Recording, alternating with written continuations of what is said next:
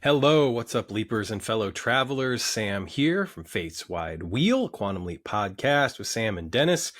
Dennis, of course, is not here. I'm flying solo once again to bring you another update video, this time for Fate's Wide Wheel podcast, as well as a couple of things that are happening currently with the strikes. I wanted to kind of kick off by saying that in our endeavors to not talk about the new show, not talk about struck work at all, in spite of there being some really great stuff out there right now that is actually airing and streaming on services like Paramount Plus, and one in particular, In the Final Frontier, that everyone I hope is watching, that I recently got caught up on. But also, of course, not talking about our favorite show, one of the best shows on network TV right now. We still wanted to be able to talk, of course, about the circumstances surrounding why we can't talk about that work, as well as figuring out what we are going to talk about in the meantime, because we could easily go back to the classic series. We've got some revisited stuff yet to cover, obviously, quite a bit. We stopped, early in season 2 with the original series and doing our classic series revisited episodes. But because Dennis is kind of taking some time off from the actual podcasting aspect of it, I certainly didn't want to do that solo. It felt like something that we should be doing together. And I didn't necessarily want to talk about the classic series without him or without having some guests on. And as much as I love poaching Matt, he is, of course, a part of that other Quantum Leap podcast, and didn't want to necessarily take up too much of his time, although we will be talking about Beyond the Mirror Image, as the first volume should be hitting print very soon and arriving to all the Kickstarter supporters, which I am really looking forward to getting my copy. Some of the stuff that he shared with the backers is fantastic. And if you are not a backer, if you did not have the chance to back that Kickstarter, don't worry, you'll still be able to get a copy. It will be print on demand, I believe, shortly after he mails everything out to the backers, and we'll of course share that information with you guys as soon as we have it. But let's talk a little bit about the strike. The strike is still going on, of course. In fact, just yesterday, as I record this, there was a massive picket line outside of NBC Universal Studios. I believe the numbers that were reported were somewhere around 11,000 strong showed up to, of course, support the Writers Guild strike, WGA strike, and the SAG-AFTRA strike. I just have to say that of course, we are supporting the rights of the workers. We're supporting the artists and the people that so deserve to be rewarded for their work and treated fairly for their work, and of course not be displaced by any sort of modern technology or have to pay for the errors in judgment that corporate overlords, I say that slightly tongue-in-cheek, have made at their expense, potentially, which is something we're going to get into in just a little bit. So things are obviously still in full swing. It does not seem like there are going to be any productive conversations taking place anytime soon. I certainly hope that that changes. But from everything that I am reading and everything that I've heard talking to people that are involved, that does not include anyone involved with the show. I don't certainly want to make it sound like I'm speaking for anyone involved with the show, because I am not. I'm just talking about friends of mine who are SAG members, who are out in LA, who have been in LA for a number of years, who have appeared on television shows, people that I know that have worked in writers' rooms, again, not involved with Quantum Leap. I just want to make that completely clear. I'm not talking about people that are involved with Quantum Leap. But some of my friends who are involved in television production in particular out there, it does seem like the prevailing feeling is that things are going to go on until at least the fall. I'm thinking that we're probably not going to really be hearing any positive updates until late September, early October. Hopefully we'll hear something before then, but I don't know. At this point, I think that it's probably going to be until at least then, and it could carry over even longer. We'll see. But I do think that things are going to get back to working, hopefully before the end of the year. I just don't necessarily see it lasting longer than that. I don't see how it can last longer than that. There's too much at stake at this particular point. So we'll see. I'm not a prognosticator, and I am by no means an expert, although I'm trying my best to familiarize myself with all the aspects of this, which is something else that I wanted to talk about, because I learned some pretty enlightening things over the past week or so, just about what created the circumstances that allowed for this to happen. And one of the things that I found most fascinating has to do with the fact that we have a system where these studios are really no longer self-sufficient. You know, they're owned by larger corporations, and these larger corporations oftentimes are not concerned with producing art. They're concerned with producing content and earning money, and finding ways to do that that kind of might put them on the leading edge. And that really takes us to Netflix directly.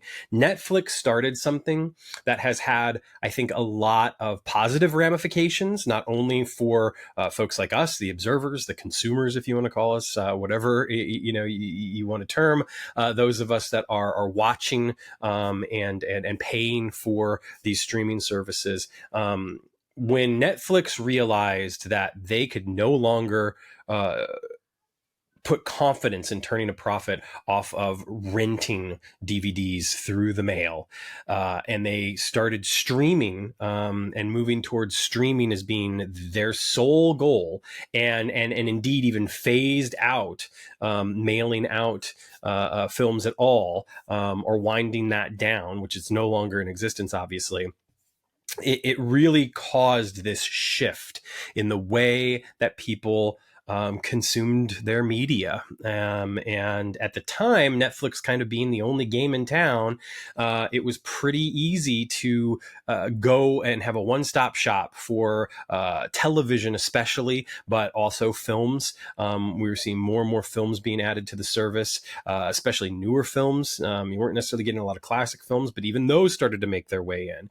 And before you knew it, Netflix had this incredible library of content that they could stream for people who were paying for the service. Now, where things start to get a little tricky is their success had interesting ramifications in the business world in particular, and they kind of became the darlings of Wall Street. You had publications like the Wall Street Journal, like Forbes, talking about the creative genius of a company like Netflix and the way that they were causing, Blockbuster and all these video chains to go extinct. Hollywood Video, anybody remember them? And now all of a sudden, that was how we got our entertainment, and other folks noticed. Obviously, we had Hulu come along, we had HBO start to offer streaming services, kind of packaged with your regular pay cable subscription, so you could stream HBO programs usually like a day after they aired and have sort of a bit of a library of content. And they continued to grow that, and it became HBO Go, and then it became HBO Max. Now, of course, it's just Max. The thing that happened, and this is where I think things got a little out of control, is all of a sudden you had these companies that were traditionally able to make a film, sell a film and distribute a film to theaters, sell movie tickets, then sell the rights, the license that film to an HBO or a Showtime or a Cinemax, etc. Have a limited window where you could only see it there on those pay cable networks. Then you would go to the video store, and the only way you could see that film was to rent those video cassettes or DVDs. And then you would have somebody like TNT come along and scoop up the rights and play Shawshank Redemption, 10 times a week or more.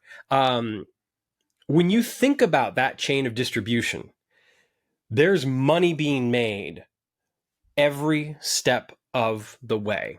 And that money is coming to the studios that are licensing these films. And of course, contracts are constructed in such a way so that, most of the people involved are getting a piece of that in some fashion or another. Now, not always, it's not always that the directors are lining their pockets or the actors are lining their pockets with all of these, syndicated rights or whatever. But generally, contracts are constructed so that people are making, residuals off of the distribution of this content. Now, when streaming came along, contracts started to have to get renegotiated a little bit, but sometimes we got a little bit of a raw deal. And part of the reason why is because no one was tracking those numbers, or at least supplying those numbers in a transparent manner. To this day, we don't even know exactly what Netflix's numbers are. We get an idea of it. Suits recently is a perfect example of this, which had something insane like, billions of hours of streaming within the first few weeks of it hitting Netflix.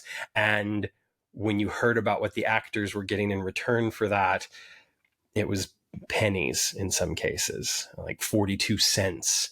And that's not right.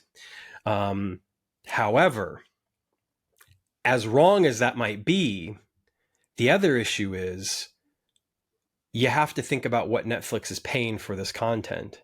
Because if Netflix is buying this content at bargain prices, then there's just not going to be enough money to go around to begin with, right? And again, transparency there, it's a little wonky. In some cases, we don't know exactly what's being paid for some of these things. Of course, it gets deeper because in the midst of Netflix licensing all of this content and then starting to create their own content and being Wall Street's darling, all of the sudden you have people that are saying, hey, if we did this, then we could make some of that Netflix money. There's a slight hitch there, however. The hitch is the minute you had the HBOs and the Paramounts and the NBCs and everybody else creating their own streaming service in order to funnel their own content into, they started a situation where they could really only earn money off of those subscription dollars. They were literally cutting out other avenues of revenue for themselves. Now, granted, some of that revenue didn't really exist anymore, right? The video stores and the rental stuff, that kind of went the way of the dodo. Being able to make a lot of money off of these pay cable subscription services that are licensing their films, that really wasn't going to work anymore. But there's still plenty of money to be made in syndication and network distribution, etc. Now, of course, the other issue is that in some cases, of course, you have now these big conglomerates owning these networks. So the situation that I described earlier with like Shawshank Redemption in the 90s can't really even take place anymore either. The problem is the business was unable to evolve, ill-equipped to evolve alongside the technology and the shifts that were being created by things like streaming. And as a result of that, these corporations, because we should really get away from saying the studios, because the studios are not at fault here. These corporations did not know how to actually make money off of this content anymore, and they still don't. And the perfect example of that is something like Disney Plus. Disney Plus is able to say we've gained all these new subscribers. For instance, they're now, I'm using this as an example, this isn't true, but they just opened up France, let's say, and now they've got 2 million new subscribers in France. Well, that's great. They can report we've got 2 million new subscribers, but they're not going to retain all of those subscribers, and they're not going to continue adding those subscribers. They can for a limited window because they can keep opening in new countries until they're global. And then once Disney Plus exists everywhere, great. But the problem is that, again, they're creating all this content. They're spending all this money to create this content. They're trying to charge consumers in order to use and access their streaming site. But that's where it ends. They don't have any distribution scheme for any of this. In some cases, Disney in particular, they're not even planning on releasing physical media for some of their shows. You can't go buy Andor. You can't go buy WandaVision. You can't go buy Loki. You can only find it on the streaming service. And in some cases, in the case of the Willow television show, for instance, you can't even stream it anymore. Now, granted, that was kind of done as a bit of a tax write-off, right? Because now we can kind of just jettison this. And plus, the other thing is that kind of sucks about that is they weren't even necessarily responsible for the bulk of the production money there. They had to buy the show in order to stream it, but they weren't actually the ones creating the show in the same way that they're doing with the Marvel shows and with the Star Wars shows. So, unfortunately, they've created a situation where they're no longer earning the same amount of money that they were able to earn off of the productions that they were able to like 30 years ago. And as the business has morphed over the past 15 years and gone into this streaming model, the revenue is no longer keeping pace with what they're spending. And yes, we are seeing CEOs make more money than they've ever made before, and that's not okay. But when you look at the bottom line of a lot of these corporations and you look at the revenue that's being generated by these streaming services, they're going to lose so much in the long run. So when you hear about Disney Plus losing money, when you hear about Peacock losing money, when you hear about, actually Peacock didn't lose money, believe it or not. There was a report that came out recently about Peacock losing money, but it was an odd report that wasn't based on the whole picture. And it was something to the effect of like, Peacock lost $65 million, but they didn't take into account that they had actually gained like $280 million. So they still gained a lot of money there. But anyway, I don't want to get in the weeds about that. The fact is that a lot of these companies are going to end up bleeding money because they're unable to kind of keep up. And as a result of that, they're trying to screw the artists, quite frankly, because they probably shouldn't have had the keys to the kingdom in the first place, because they really don't know what the hell they're doing. And I'm certainly in no position to be able to tell anyone what to do. I have no idea how to fix it. I can only look at the information that's out there right now and kind of generate an idea of what might have gone wrong. But I certainly was not smart enough to follow it as it was happening. As it was happening, I just sat back and thought, oh, this is cool. Great. Netflix is awesome. Wait, there's another one out there. Oh, there's another one out there. Oh, there's another one out there. And now we're in the same situation as we were with cable, when you had to pay for this channel and that channel and this channel and that channel and this channel. And, I didn't want to have to pay $150 a month for my cable bill. What I really would love to do is to be able to do like something a la carte where I could just get the channels that I really, really want and pay a small price for it. That was never going to happen, though. You had to bundle it. That was the other way that they were making money, right? Because everything was bundled under this cable subscription service, everyone was making money. So it's like, if I had to buy these 200 channels in order to get the 15 channels that I really, really wanted, well, guess what? My money was still getting split 200 ways. And that's the other thing that's missing from this picture. These streaming services that are so dependent on subscribers. Well, the problem is that money's no longer getting split and evenly divided. Like, we don't have a situation where the rising tide lifts all boats. It's not that anymore. Now it's every man for themselves, basically. And I think that situation, it just cannot hold. And it's the reason why there are so many, shifts in the way that people are doing business. There's so many notions of how other networks are going to survive or not. There are big bargaining chips out there. The biggest one right now apparently is ESPN. Sports is going to really control, I think, the future of streaming services and the way that a lot of these studios do business, because it's proof. It's like, we can actually make money off of this. It's interesting because the reason why I haven't mentioned Amazon Prime very much in this is because Amazon Prime doesn't necessarily rely on just their content in order to make money. And so Amazon is able to produce these shows and have their subscription service, but a lot of the people that have Prime don't subscribe to Prime so that they can watch Mrs. Maisel, which I love and is incredible and is awesome. But a lot of the people that subscribe to Prime that happen to watch Mrs. Maisel subscribe to Prime for all the other benefits, like 2-day shipping. So Amazon is kind of a little bit separate from this discussion in some ways, because they had a corporate model that worked, and then they were able to add on this other stuff as well. Whereas these other companies had corporate models that were becoming quickly outmoded and outdated. They just didn't necessarily know how to actually turn it into something successful. And cooperation and collaboration is probably going to be the key to the future. As wild as it sounds, Disney is not nearly as untouchable or Teflon as we may have once thought that it was. Disney could be in trouble. And look, Disney's probably not going to go out of business, right? They're probably not going to just cease to exist, but they're certainly in trouble to a degree where they're scaling back production of content already, where they're trying to figure out, how do we stop bleeding money? How do we continue to have subscribers? How do we produce content that people are going to want? How do we shore all of this up? And one of the ways that they're thinking about doing that, apparently, is selling ESPN. And if they sell ESPN, they're going to make a ton of money. It is going to be a huge infusion of cash. Now, they might not just sell it outright. They may end up actually just selling distribution rights. And so that package that you have right now with ESPN, Hulu, and Disney might not exist in the future. And ESPN might actually go, one of the things I've heard, potentially to Amazon. And so Amazon would own ESPN. Another place that it might end up is Apple TV.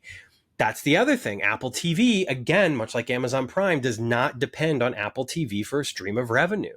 That's why Apple TV will probably continue to exist in much the same way as it has. It doesn't need a Ted Lasso to be successful, although it doesn't hurt. But they can produce those shows and you can stream that content without necessarily having to worry about how we're going to find that next dollar. Whereas Disney Plus, Paramount Plus, Hulu, which of course is a part of Disney, even Netflix, and of course HBO Max, or just Max, excuse me, all of them depend on the content they produce in order to make their money, in order to be able to produce the content that they continue to produce. And look, I'm not an expert, all right? You can probably tell if you've been listening to this that some of this I'm connecting the dots as I go along here, because I've read, listened to, and watched quite a bit over the past week and a half or so in order to come to some of these conclusions. The information's out there, and I'll provide some of it in the show notes. There's an incredible article in Collider, incredible article in Wired. There's a wonderful podcast that I listened to recently, which really, really helped to shed a lot of light on this. It's Plain English with Derek Thompson, July 19th. 2023 episode, How Hollywood Drove Its Business Model Off a Cliff. That's really the basis for a lot of what I'm talking about here. I think it's important to understand all of this, not only to understand how we got to a situation where these strikes became so apparently necessary, but also to maybe start to understand where these corporations are having trouble meeting the demands of the unions. Now, that's not to say that the unions should not get theirs. That's not to say that I don't agree fully with the unions and their reasons for being on the picket line. However, I think that it's a little deeper and it's a little more nuanced, and the conversations need to continue instead of people saying we're not going to be at the table until they come to us. I think the most important thing that anyone can ever do is show up. Show up on the picket line. Show up on social media. Raise your voices. Support these unions. But you know what? You've got to go to the table in order to get something done. And I think that right now, the corporations, the unions, everybody should be at that table hashing this out, because ultimately what's at stake here is literally the future of the entertainment industry. AI is not going to take over anyone's job. It's not. Now, I think that background actors and certainly the size of writers' rooms are in jeopardy. There's no doubt about that. However, I don't think that that's what this fight is really truly about. I think what this fight is really truly about is the viability of the streaming model as we go forward, and how we produce films and television that is able to profit these corporations and the people that are making this art. Television is not going to go away. I think the networks are still going to be where they are. We're still going to have, ad-supported television like we've had for the past 80 years, almost anyway. Things have not changed so much that we're not going to have on-air broadcast television. However, I think that the corporations that are currently in ownership of these major networks are in trouble. And they're in trouble because of these streaming models and the systems that they've decided to dismantle without realizing exactly how to build something new and how to build something profitable. All that said, stream your shows, support these subscription models if it's possible for your wallet, if you're interested in the shows that they're putting out, and if you want to support the artists that are involved. The best thing we can do is to keep watching. And unfortunately, We can't talk about it. That's what SAG-AFTRA has handed down. And look, I'm just going to say it right now. It's a misguided guideline. It is absolutely 100% misguided, and it needs to change. And if anyone from SAG-AFTRA is watching this, which I highly doubt, but if you are a member of SAG-AFTRA, if you are a member of the union, the fact of the matter is that a podcast like this should be able to talk about this content much in the same way that you're telling us to go watch these things. Because if we can't talk about it, and if we can't stimulate these conversations within the fandom, the excitement levels will absolutely cool. It's just going to happen. And there are a lot of folks out there that are ignoring these guidelines. They are. But the fact is that Dennis and I are both still involved on some small level with theater and acting, and the fact that a threat would loom over us as large as being denied entrance into the union should we ever be in a position to actually, become members, it's enough to say, hey, maybe we should cool it a little bit. And on top of all of that, you have plenty of other people out there on other social media platforms and channels that want to shame those that are currently talking about it. Now, a lot of people don't seem to give a shit. They're going to continue to talk about whatever they want to talk about, and that's fine. And maybe they are being paid by the studios, and maybe that's exactly what SAG-AFTRA is trying to go after, because they don't necessarily want these corporations to be able to profit off of the voices of these people, or these people to profit off of their shows without necessarily being able to come to terms with the actual unions. Now, it's worth noting that there are some studios out there that are coming to terms. A24 is a perfect example. A24 has met every single demand for the WGA and SAG-AFTRA, so they can continue to produce films and people can continue to promote the films that A24 is producing. That's awesome. I hope we see more of that. I hope we find ways to meet these demands. However, in the meantime, I think that people need to be having these conversations about the art that we love so that we can support these shows, so that when they come back on the air, people are watching and people are aware. And I don't think that Fate's Wide Wheel is moving the needle. Okay, look, I'm just going to get it out right now. I don't think we're necessarily adding tons of eyes or viewership to Quantum Leap, but I know we're stoking the conversation. I know that we're a part of that fandom. I know that what we are able to contribute is something of value. I know that the people involved with the show think that.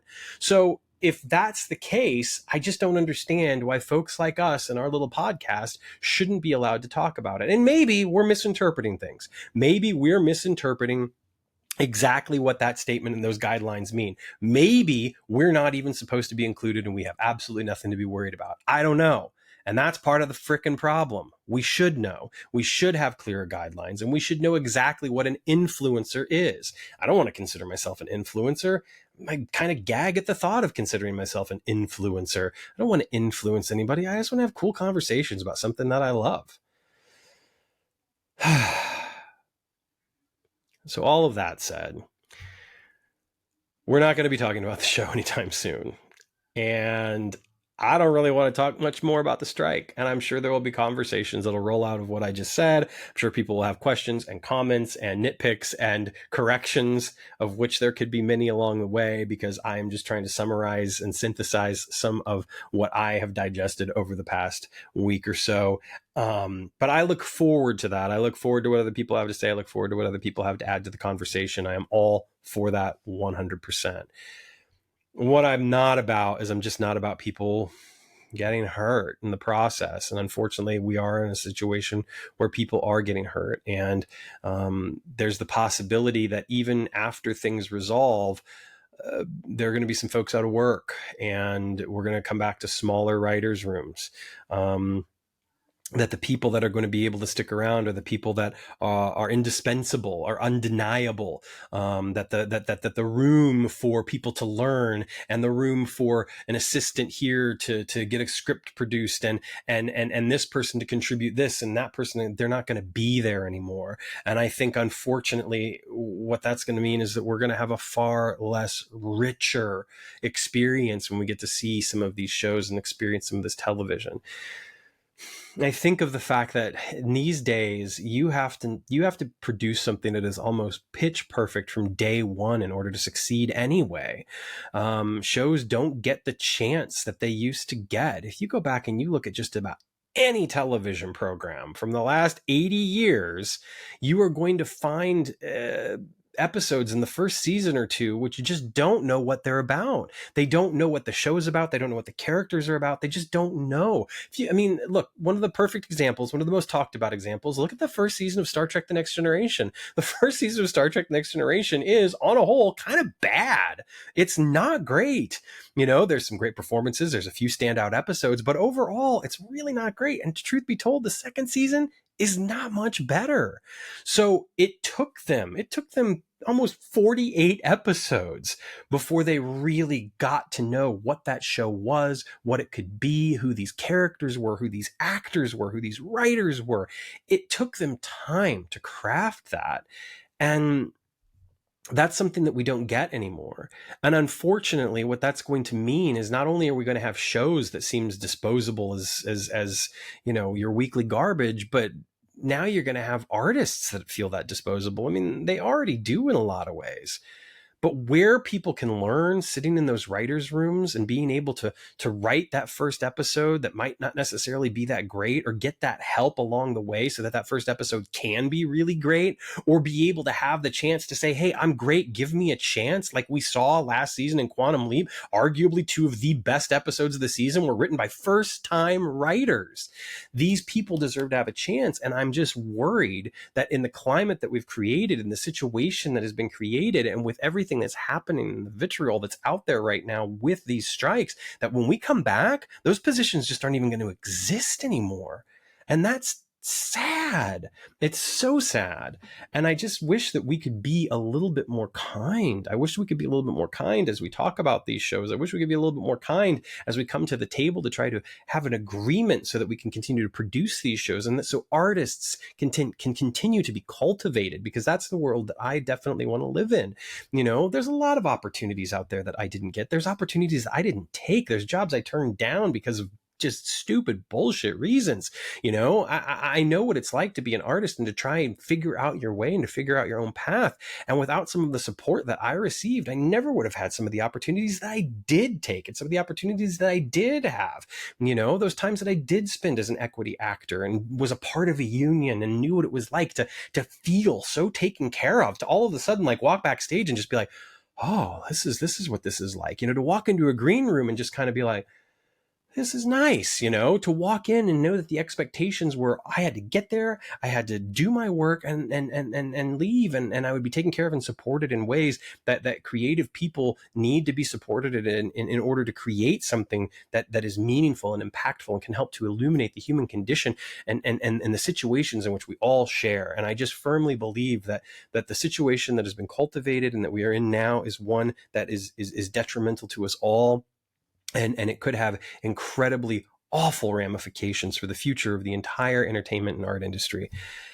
So I really hope that we can find a way to turn it around, and that I also hope that we can find a way that we can continue to talk about the things that we love without threat of not being allowed into the club if we ever get to have the chance to have a seat at the table, if the table's even fucking there. Thank you for coming, my fellow travelers.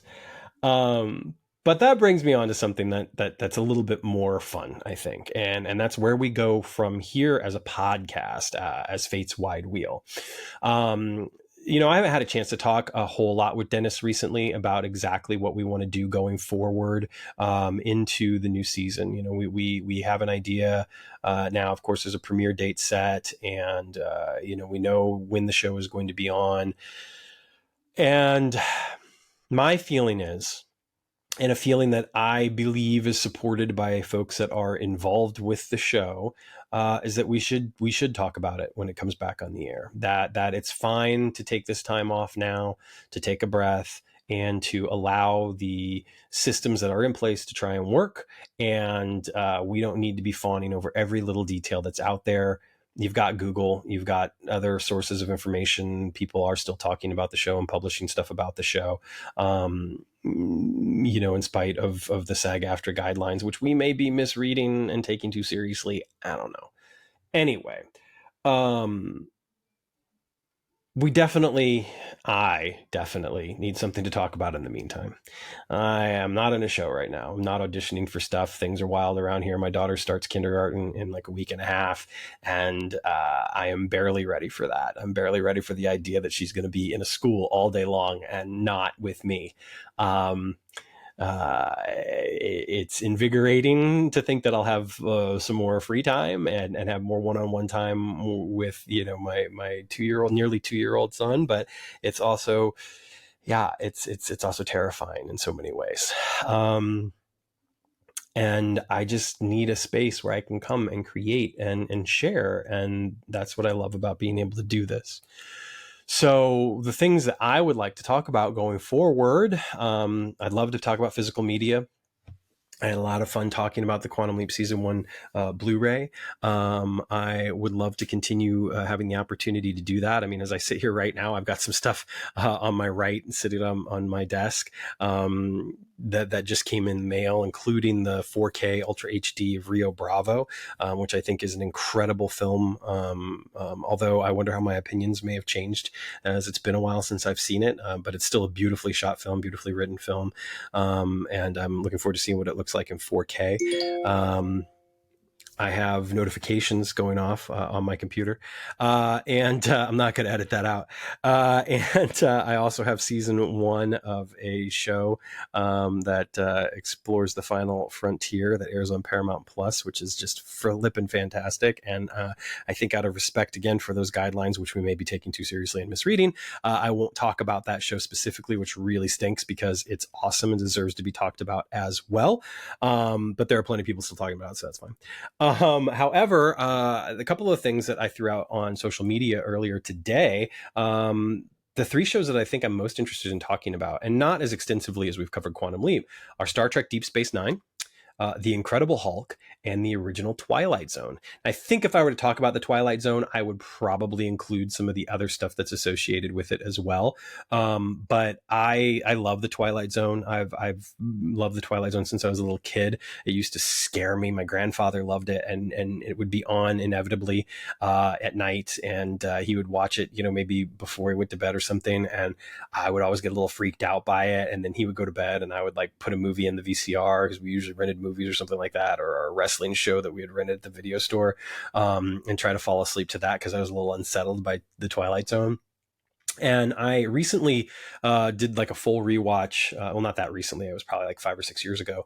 And just, I'm just so blown away by the quality of the writing and the quality of the acting. And I think one of the things that I loved about it is that there's something to me that just feels very much like live theater about the show. And part of that, of course, is because it was not so far divorced from live theater in many ways. I mean, early television was in essence just, taped theater in a lot of aspects. It was live, and it was written by folks that were writing in a tradition that did not rely on some of the conventions and conceits that had been, formulated for film and then television later on down the road. So a lot of that golden age of television in the 50s and early 60s, definitely feels a lot more like something you're going to see on stage than what we're kind of used to, I think, these days with television and certainly with film.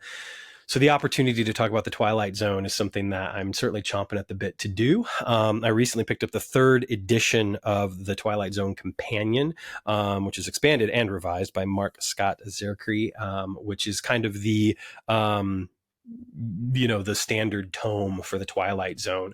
I think anyone who's interested in reading more about the show, that's the starting point. There's a lot of other books out there that are really great, a couple of which I'm currently reading as well. But the Twilight Zone Companion is certainly the perfect place to start.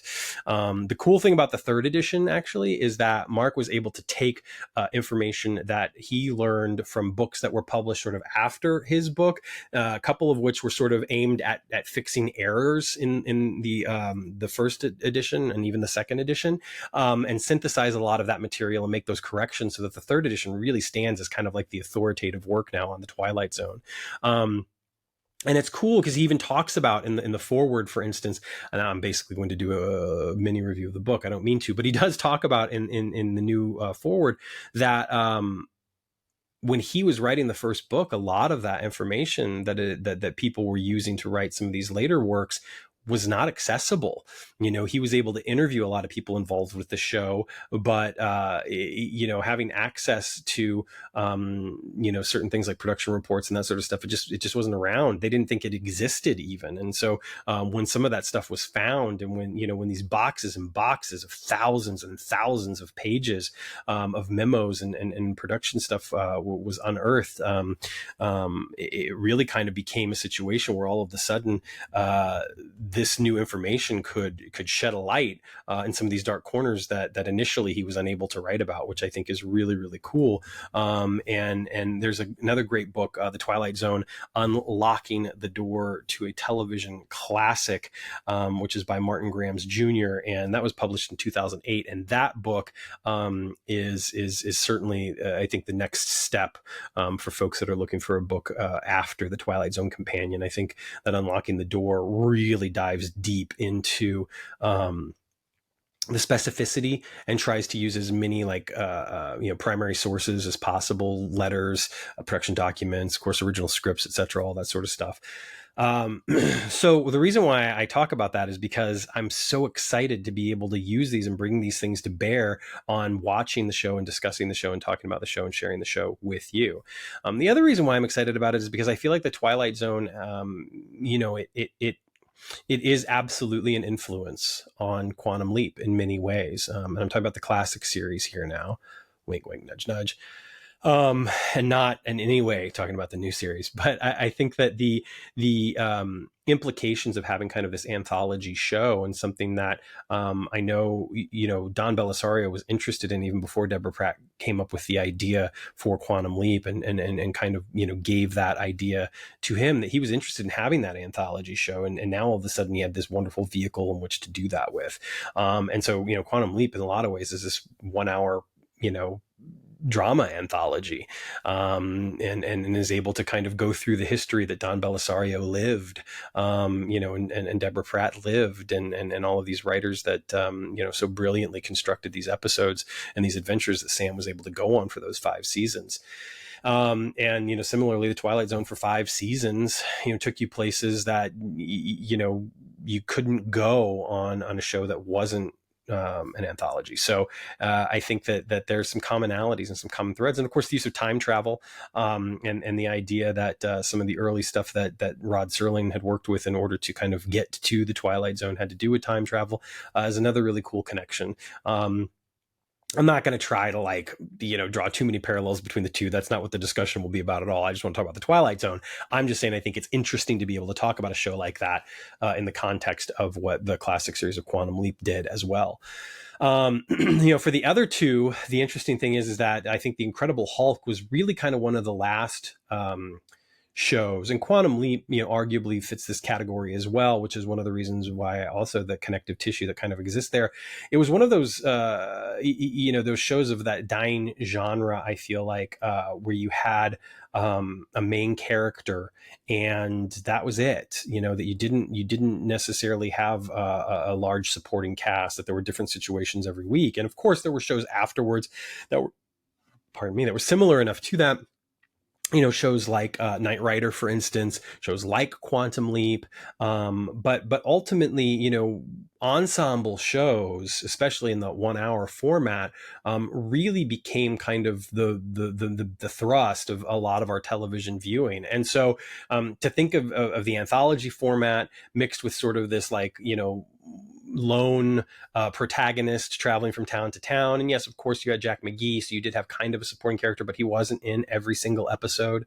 Although he was in most of them, but the idea of that kind of journey for the character, I think, is really cool. And of course, for me personally, I love the way that the show was able to take this comic book character and really put it into this very real world. And, did it always work? Did it not always work? I don't know. There were some very interesting comments actually on social media. Pardon me, I'll grab my phone.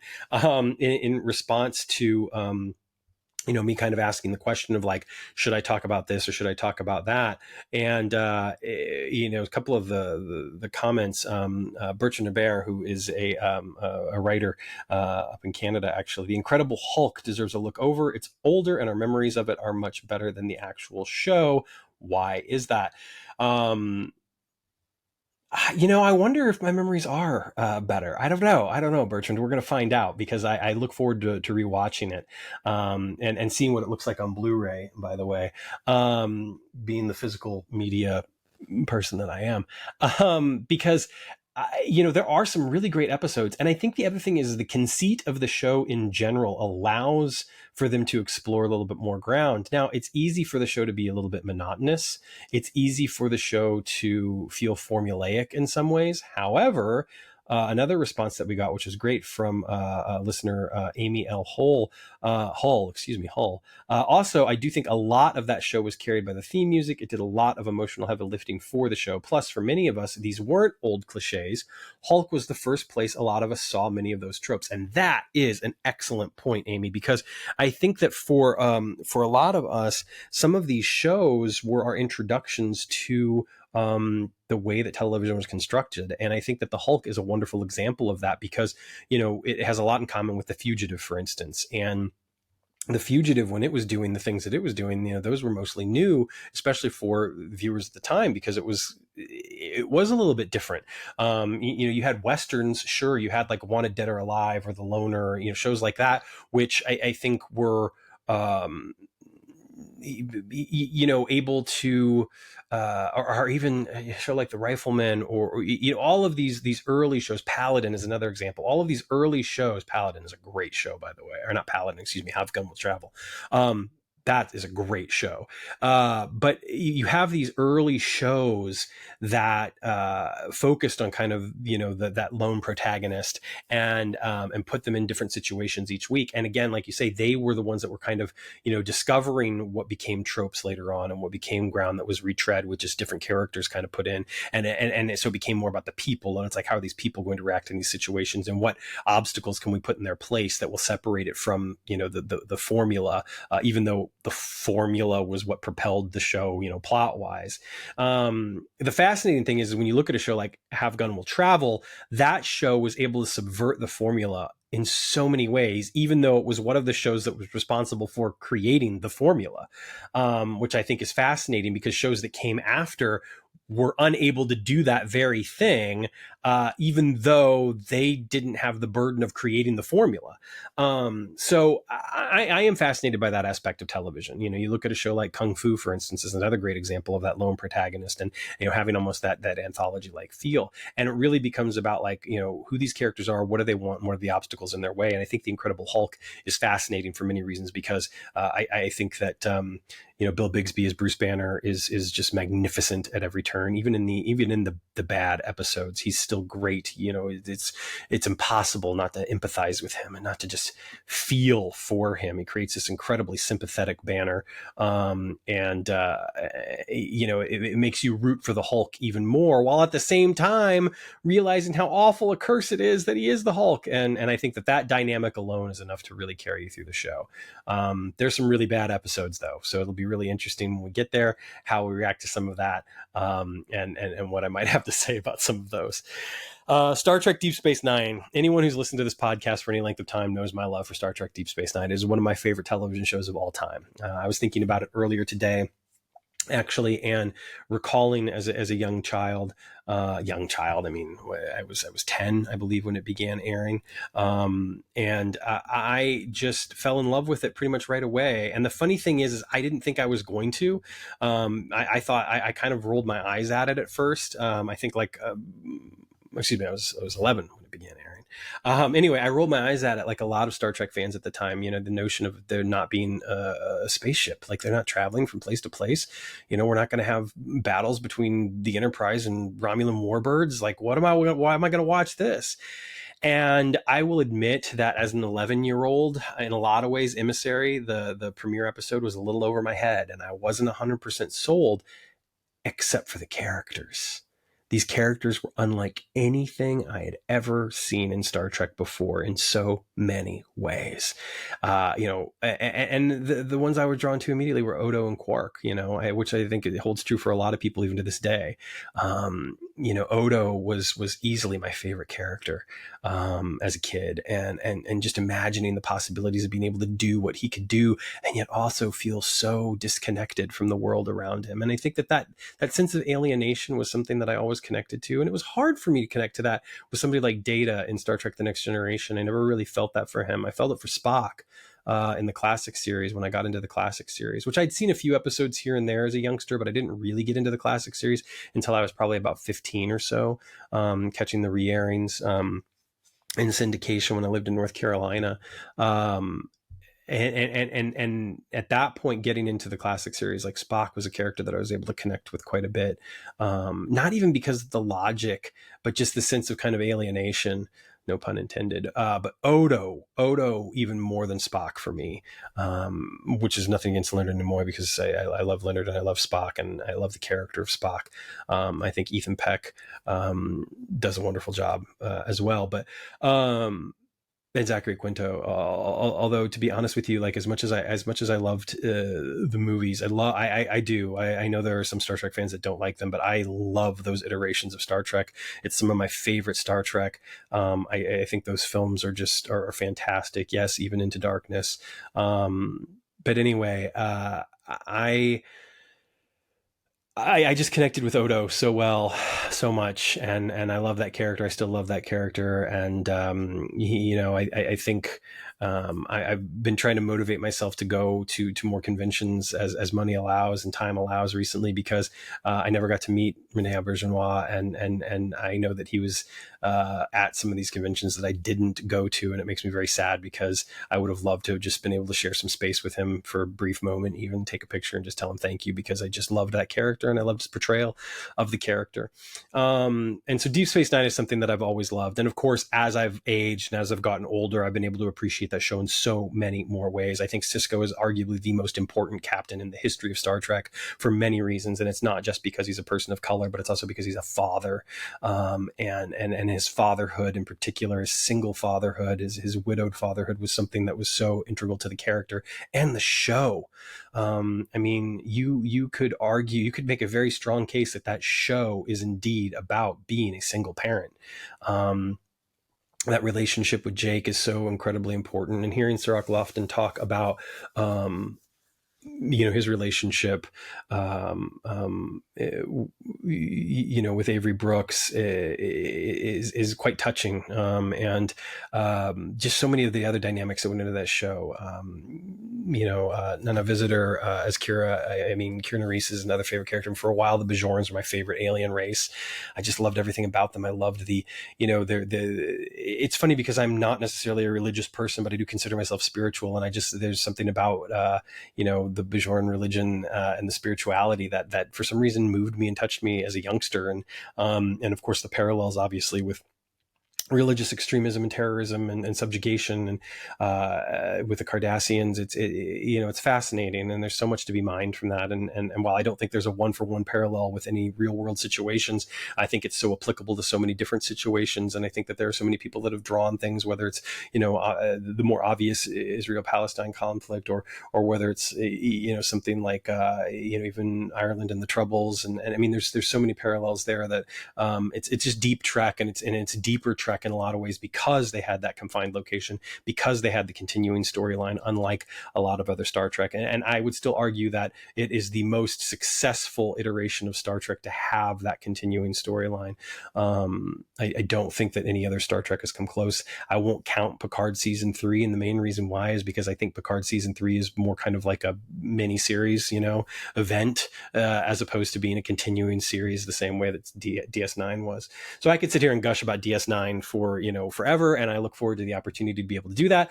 But of course, much like some of the other television we're talking about, there's some bad episodes. But they had the chance to make those bad episodes, and writers had the opportunity to fail.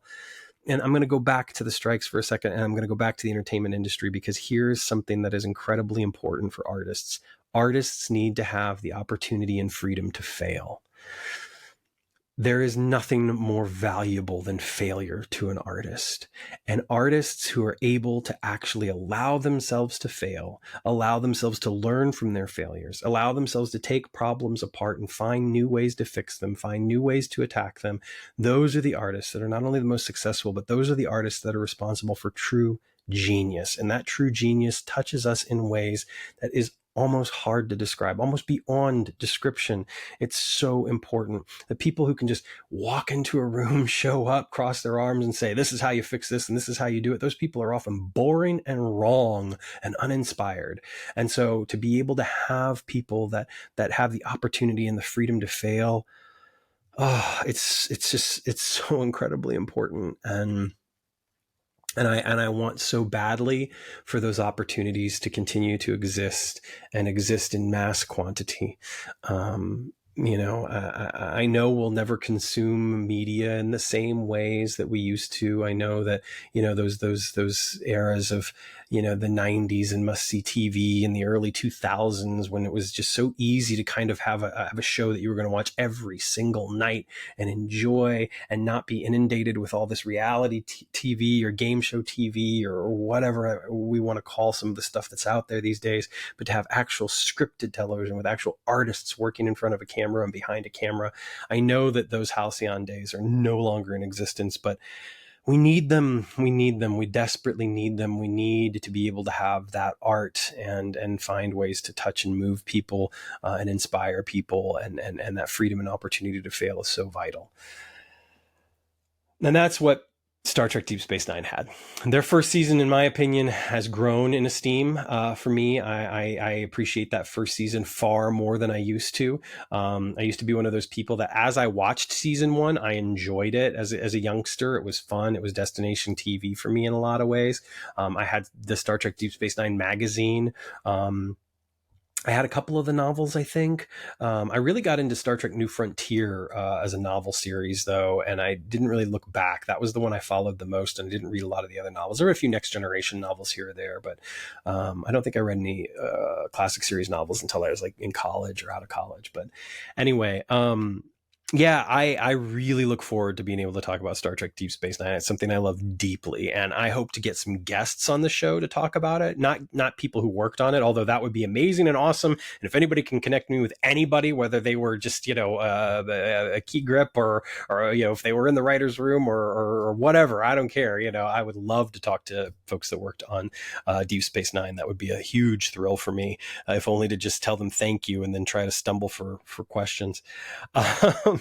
But I really look forward to being able to do that. And I look forward to being able to prepare something. I've already written a few things and prepared a few things. And I think that it's going to be important to do a little bit more of that work as I go forward. I didn't do a lot of preparation for this, honestly, as you can probably tell. The main reason why is because I just wanted to talk. I just wanted to be able to talk to people. I wanted to try to synthesize some of the ideas that, had been put in front of me over these past couple of weeks, and some of the things that I'd learned and some of the new perspectives that I had gained. It was very, very easy for me early on to just be like, oh, pay the artist and take care of them right now, do that. And while I still believe that, I do think there's a more nuanced conversation that we need to be having, especially those of us that support the artists and especially the artists themselves. And I know those conversations are taking place. I would never presume to tell the people whose livelihoods are at stake here how to approach these situations. But I do hope that we can bring to bear that nuance on the conversations that we're having, as a general public as well, and in particular in these fandoms, because these fandoms exist because of the art that's created. And I think arguably some of these programs exist because of the fandoms that have been created. And, they know that in order to continue to be successful in these mediums, that the fandoms, they're watching, quite frankly. The fandoms are watching right now. And while there are portions of the fandoms that don't necessarily completely understand what's going on, there's portions of the fandoms that are, frankly, on the corporation sides that don't have time for the union antics. That there are a lot of us, probably the majority of us, that do have an idea at least of what's going on, maybe even more than an idea, and are in full support of the artists. So I wanted to come on. I wanted to say hi. I wanted to just thank you all for being here and to say I'm glad you're here. I cannot tell you what a thrill it is to be able to come on here and talk to you and be a part of this fandom, and not even our own specific Quantum Leap fandom, but just in general, sort of the genre television fandom that I think binds a lot of us together. It's easy for some folks to look down their nose on certain shows, to try and place other shows or fandoms above others. But for me in particular, one thing that I'm learning is that the things that I love are connected in these wonderful ways, and finding those connections and just spinning fate's wide wheel and seeing where we land is half the fun of doing this sometimes. So I really, really can't tell you how much I appreciate that you are along for the ride, and I look forward to seeing where we go from here.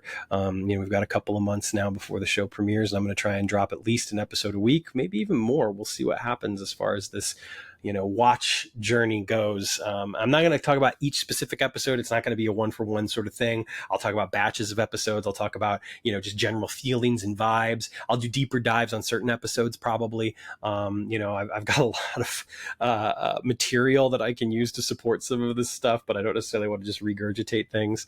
However, one of my favorite podcasts of all time is Hardcore History by Dan Carlin. And I love the way Dan is able to take so many different pieces and kind of synthesize them into a narrative about a certain event or a certain sequence of events. And so much in the same way, I would love to be able to take these disparate threads, whether it's an article from Star Trek magazine or a page in the Deep Space Nine companion or an interview on What We Left Behind documentary or whatever, and just kind of pull the threads together and give you kind of the fate's wide wheel narrative, if you will.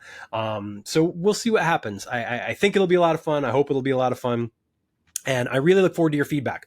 Feel free to drop a comment here on YouTube, to send us a comment over on any of the social medias.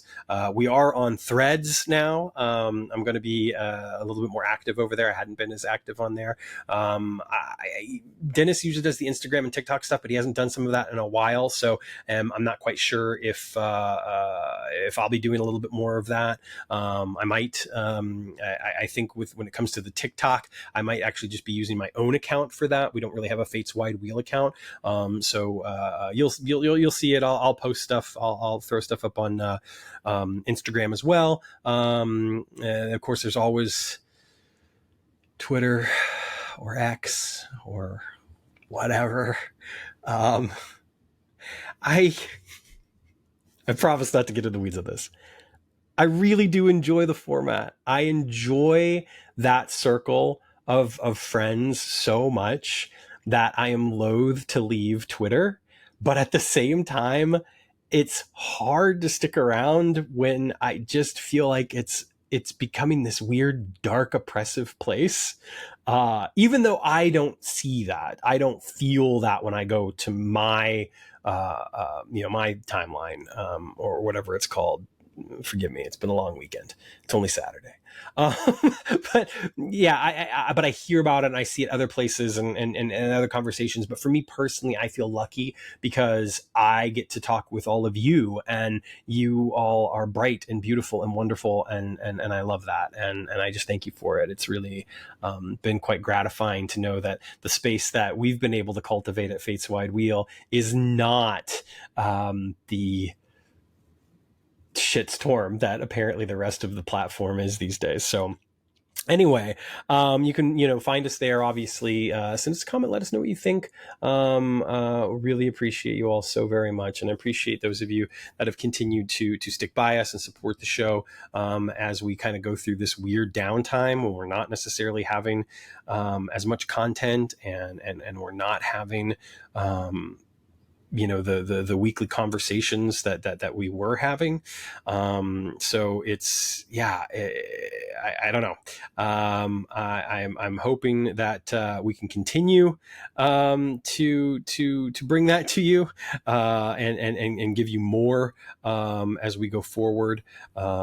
So it's really something that, again, I'm very, very, very thankful for and continue to be thankful for, which brings me to something else. I want to thank the folks that continue to support the show by throwing us your dollars, in spite of the fact that we're not producing regularly right now, but hope to be very, very soon. And once things do resolve with the strike, I know for a fact that there are some people that want to get back on this show and talk to you all as well. So keep that in mind. But I certainly want to thank everyone that is supporting the show with their hard-earned dollars. As always, I would say, look for a local charity, find a cause that you believe firmly in, look for some wrongs to set right, and support those first. Of course, those that are always really near and dear to my heart include Doctors Without Borders and the Trevor Project.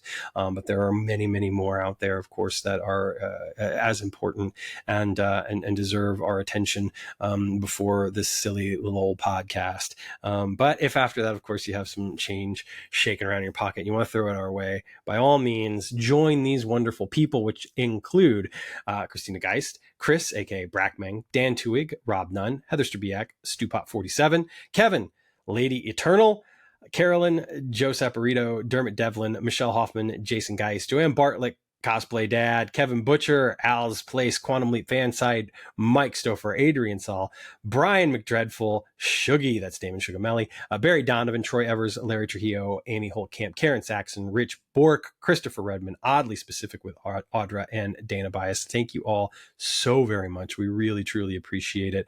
It means a lot. It really does. It's not something, honestly, that I have really thought was going to happen. And so the fact that y'all have been supporting us, it means a lot, and we really, really appreciate it. In the meantime, I'm going to get out of here. It is definitely time to leap on. You've listened to me for long enough. Take care of yourselves. Take care of one another. Stay safe out there. And remember to always, always leap responsibly.